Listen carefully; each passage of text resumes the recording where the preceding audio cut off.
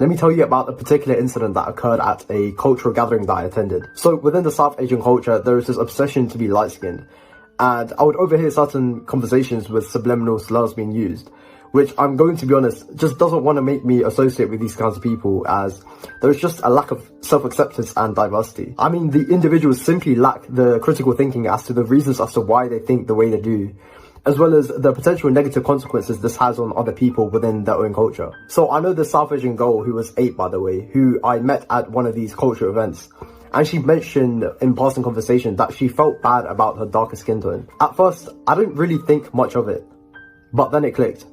The only reason why she felt bad about her complexion was because culture made her feel that way. Now, who knows what the consequences are, because this sort of subliminal messaging could cause a young girl to grow up with certain self-esteem issues which she may not know how to overcome, which is also another thing. It's not like the South Asian culture promotes dealing with psychological issues, which, if anyone has done the inner work, knows how priceless it is. If anything, culture makes you feel bad about having such issues, and it being labelled as you having a mental illness. And the little girl would hear these opinions over gossip and develop this limiting belief that her melanin is a curse, because she doesn't fit the arbitrary standard of beauty, which is stupid because we all know that everyone on this planet is unique and different. And the reality is, there is beauty in melanin, only if culture told her that. And I know that every person, no matter their culture, have their own issues. For instance, pale-skinned individuals having an obsession to get tan, or some individuals having an obsession with restricting their diet to get slim or shredded, to get that model look. But here's the thing, right? Whether you're thick,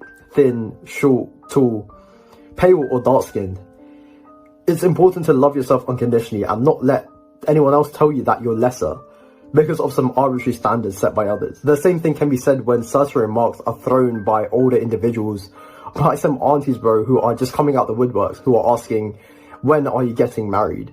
When you're getting on a bit. And whatever answer you provide, you become the next culprit and the center of discussion within these gossip circles, as they have nothing else better to do. And touching on the point of marriage, there is this putting on pressure on individuals who may not even have a genuine connection, and may actually rather settle down out of fear on what other people around them might think, because they're getting to quote-unquote that age. And anybody around that culture or similar knows exactly what I'm on about. And this doesn't just apply to ethnic cultures, but also generational cultures, where it can hold you back from being who you truly want to be. And a couple of examples I can think of on the top of my head is cringe culture, cancel culture, and comparison culture through social media. And trying to meet certain benchmarks on how we should act or look is only going to hold us back. Because deep the contrast, right? Look at what our parents and grandparents had to go through, especially for those of us who are living in a first world country.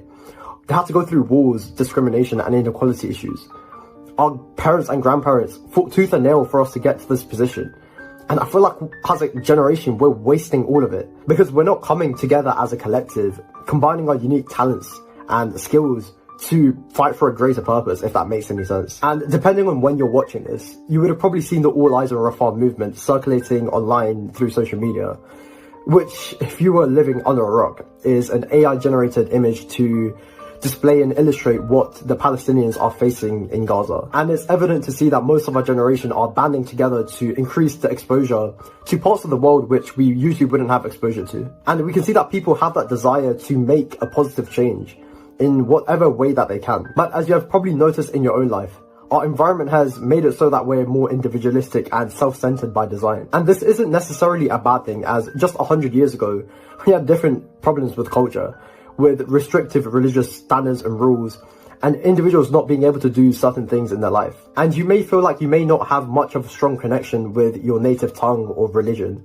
compared to your family and friends, and people that you've hung around in school and university with. And there isn't much of an incentive to come together, whether that's ethnically or generationally. And when we do come together without a defined purpose, which is actually the key of it, there is this element of ingenuity which just feels a bit forced, and all the issues that are outlined at the start of the video just come about. It's a social etiquette, acting nice in front of others for our own selfish benefit to get what we want out of that particular setting. And these same people would be the same individuals to talk behind your back.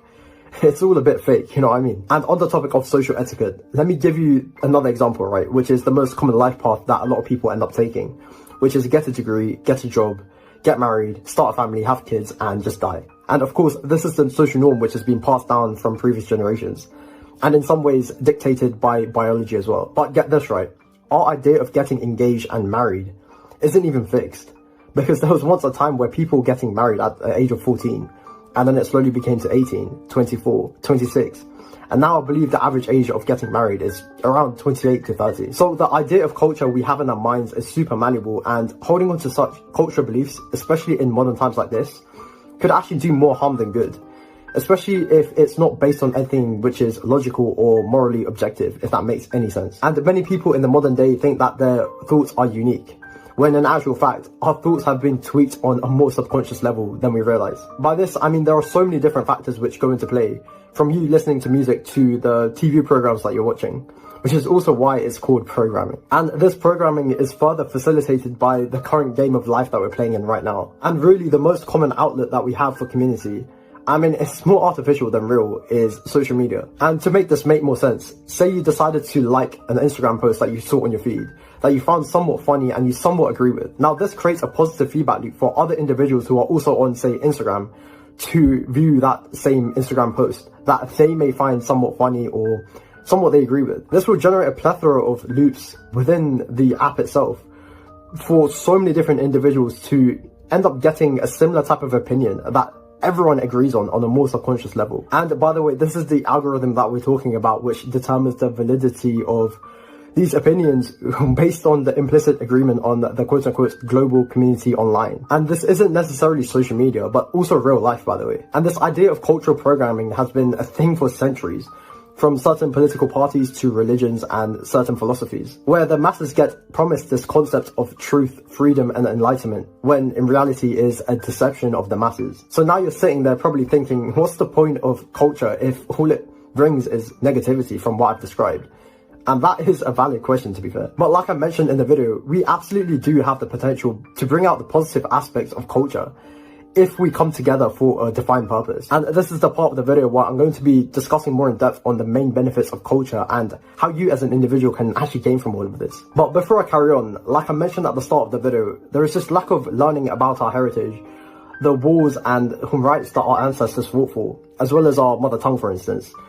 These are gaps in your identity which you can go out for yourself and develop. And this is so that you can come back and contribute something meaningful into the collective group that you're in. First off, we need to understand that culture plays a huge role in our ability to develop our identity. Because think about it, our heritage, the language that we speak, and the traditions that we follow, all of these are elements that are part of our cultural fabric, and the values they hold. We can gain a deeper understanding on who we are and where we actually came from. And understanding such historical concepts can help us appreciate freedoms and opportunities that we have today. And another thing, knowing our native tongue if you're from an ethnic background and the stories which has been passed down from generation to generation can help us strengthen our own identity. And to be honest, this is something I'm trying to learn more about myself and avoid being a coconut. And for those who don't know, I'm Tamil, and I'm going to be honest, I don't think I've ever really paid attention to any of the stuff that my mum tried to teach me about. And when you as an individual end up developing this strong sense of identity, you can then bring something unique and valuable to the collective group in question. This means that each person's strengths, skills and perspectives